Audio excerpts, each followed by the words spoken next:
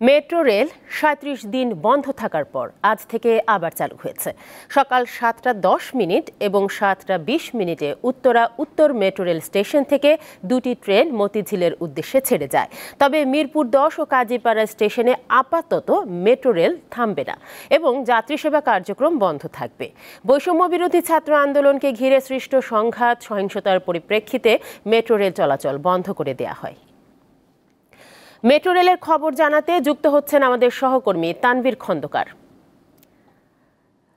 তানভীর, দীর্ঘ ৩৭ দিন পর মেট্রো রেল চালু হলো আজ। যাত্রীদের প্রতিক্রিয়া আপনি কেমন দেখছেন, আমাদের বিস্তারিত জানাবেন। এই মুহূর্তে আসলে আপনারা জানেন যে দীর্ঘ ৩৭ দিন পর কিন্তু এই মেট্রো রেল চলাচল শুরু হয়েছে।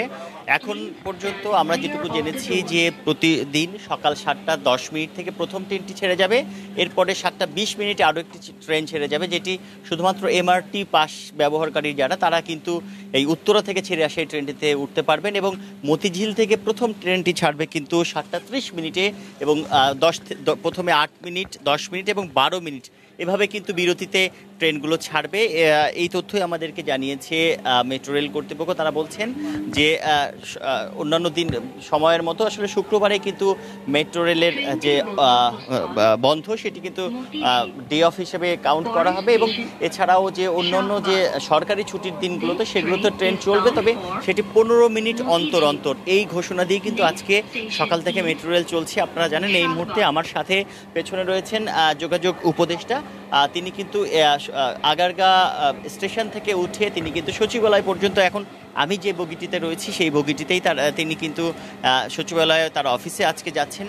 এই সাধারণ যাত্রীদের সাথে বসেই যাচ্ছেন এবং তিনি এই যাওয়ার আগে গণমাধ্যম কর্মীদের সাথে কথা বলেছেন যে আমরা প্রশ্ন করেছিলাম যে কাজীপাড়া এবং মিরপুর ১০ নম্বর স্টেশনটি কবে নাগাদ খুলে দেওয়া হতে পারে।